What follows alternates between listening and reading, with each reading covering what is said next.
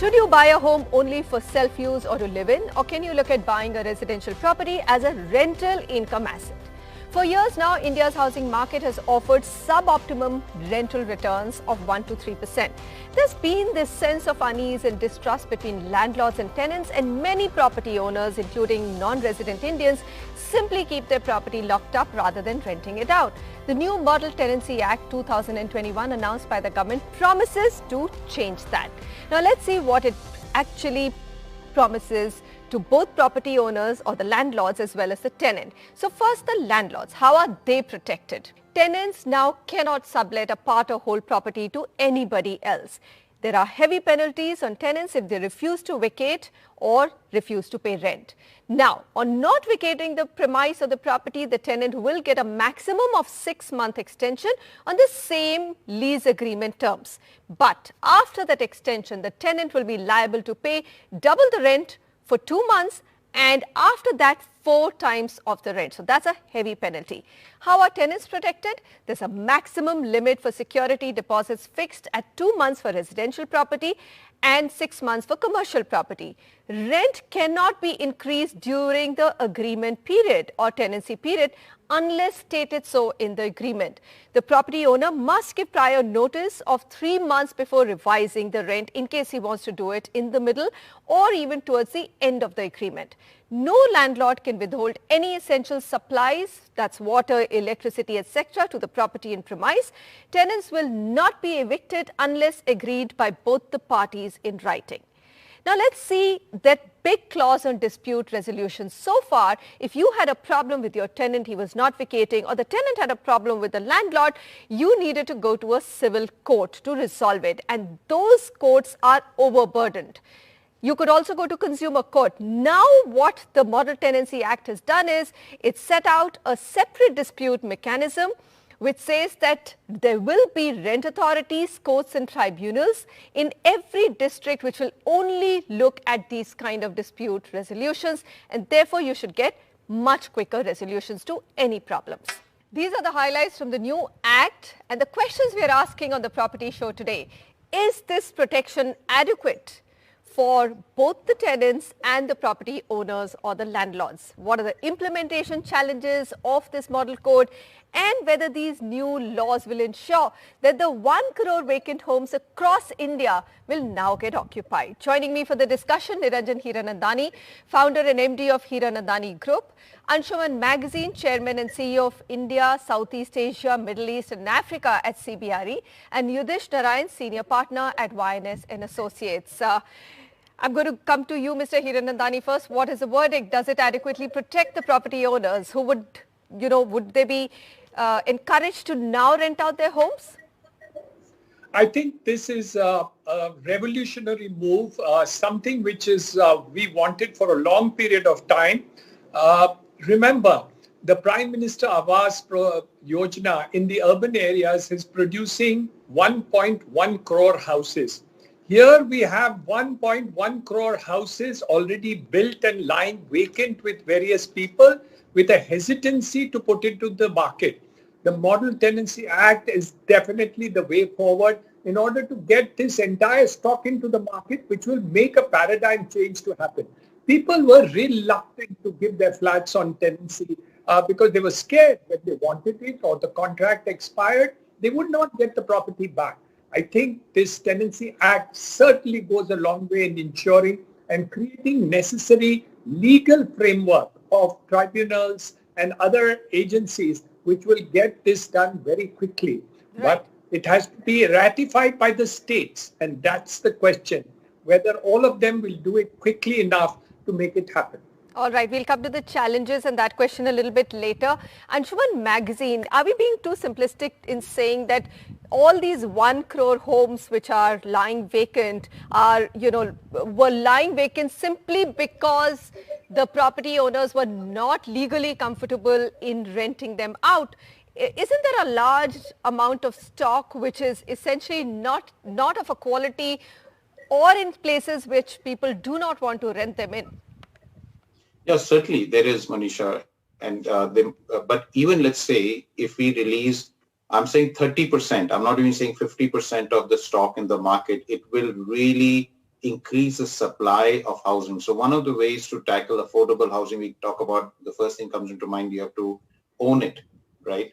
There is a big challenge for youngsters, for many people, especially since there has been a huge migration from rural to urban areas. And unlike 20, 30 years, people are moving from Delhi to Bombay, Bombay to Bangalore for work. There is a challenge for them to get good quality properties on rent. And you are right that the many properties still will not come out because people have just put it under lock and key. But even if you take a small percentage of a huge number of residential houses, apartments which are locked term currently in India, it will make a difference in the market. Okay.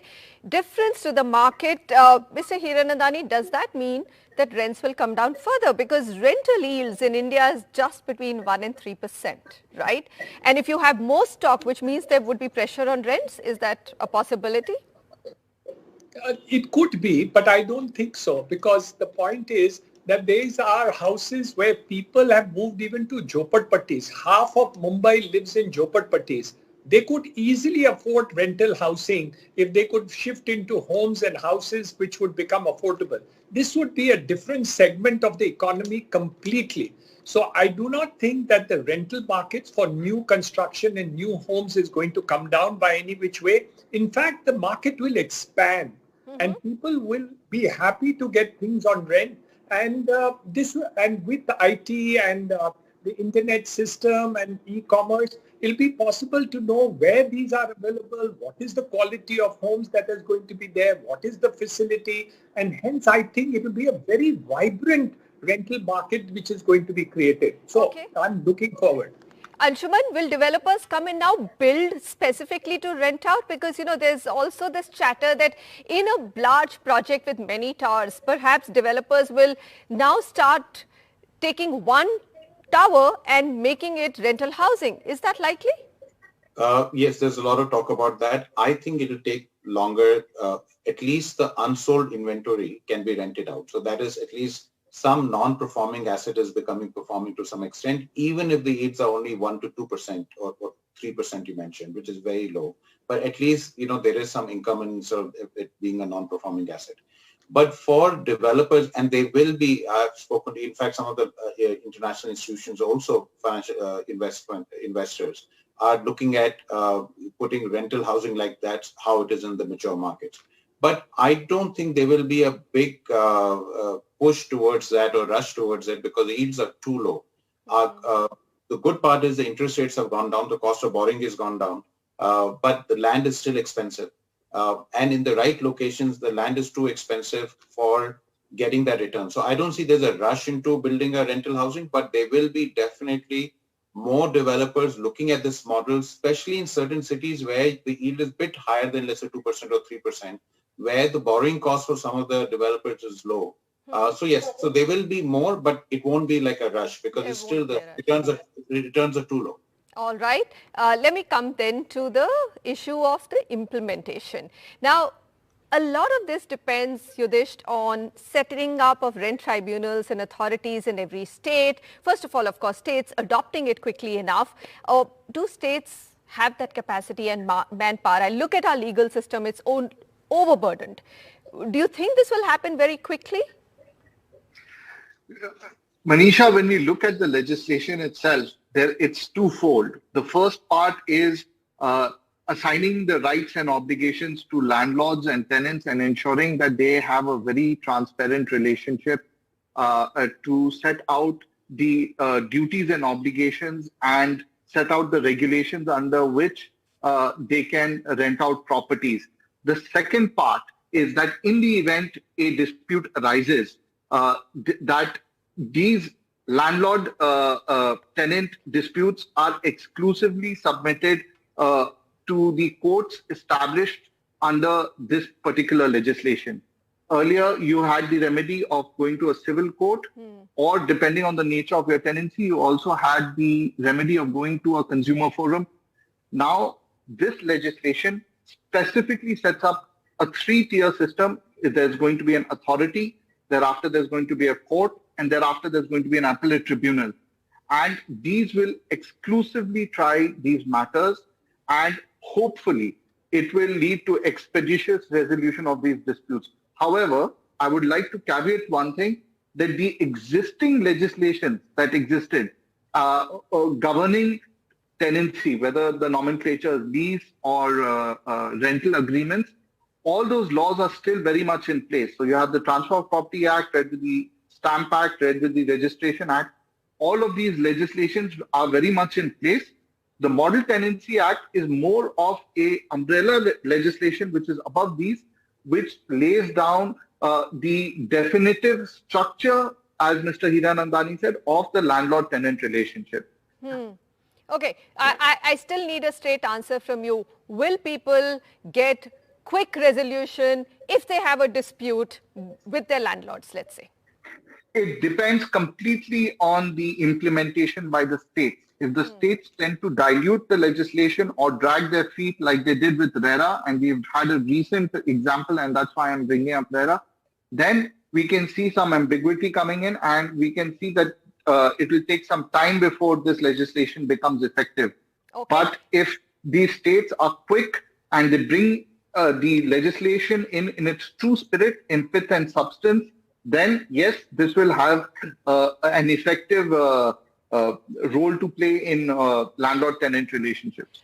Mr. Hiranandani, there was a lot of pushback on RERA from developers, particularly because they felt it was one-sided. Before that, buyers felt that everything was extremely against them. In this Model Tenancy Act, there should not be any issues for every state to just take it and, you know, implement the same laws in their states. They don't even need to modify it, actually. Manisha, there will be some modification required. For example, in the case of Mumbai, we have the old tenancies where people are protected. I don't think this will be with retrospective effect. It is sought to be prospective. So a clarification will have to be issued, which is not there in the present law, that it will not be retrospective in action to old tenancies where people who cannot afford otherwise the new rental laws and things like that to be continued to do. But it is prospective, and this is what we were asking for. We have been saying that, and as you must be aware, in the United States of America, the richest country in the world, more than 50% people live their lives from birth to death in rental housing. So I think this is something where the confidence was not there, whether it is developers, whether it is institutions, companies and others. And I agree with Anshuman. There's not going to be a rush to construct such things, but you will see a lot of people will construct.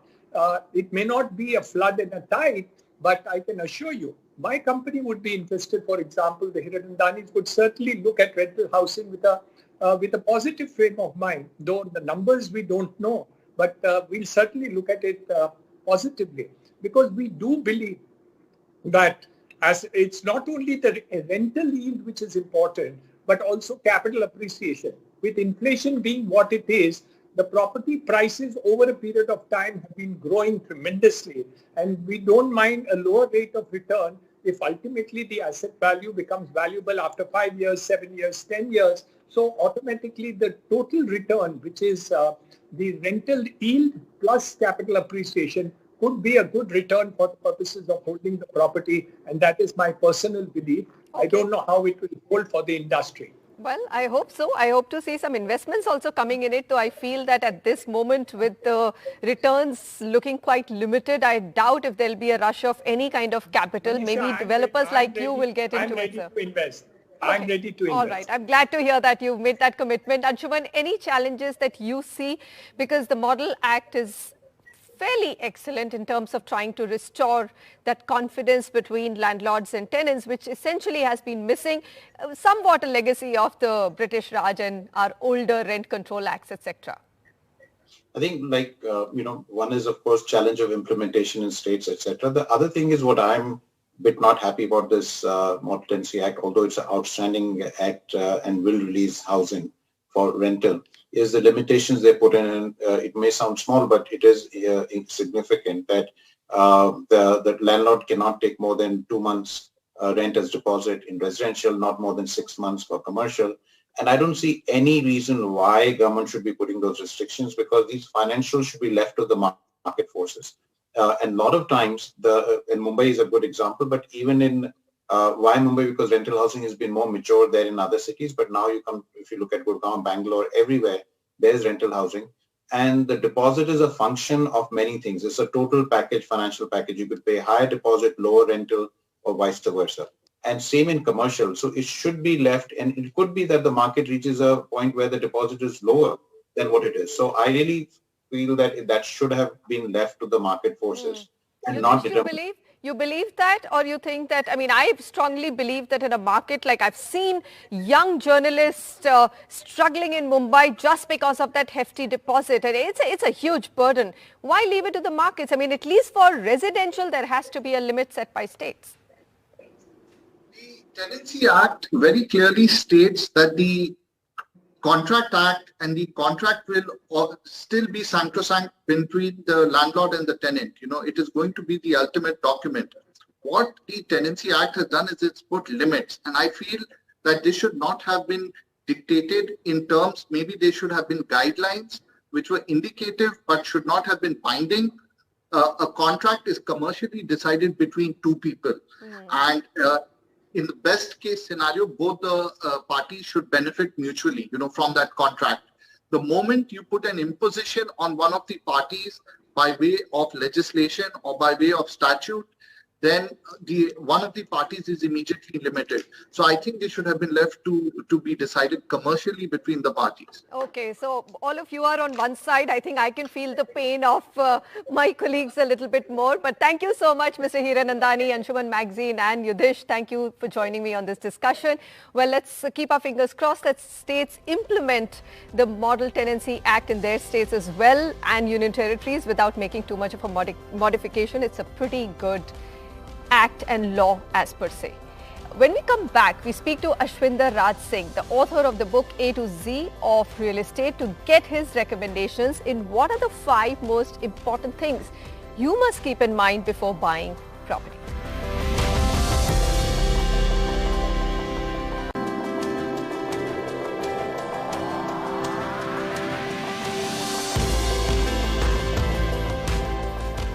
Buying a home or a property is one of the biggest financial investments and commitment for any Indian family.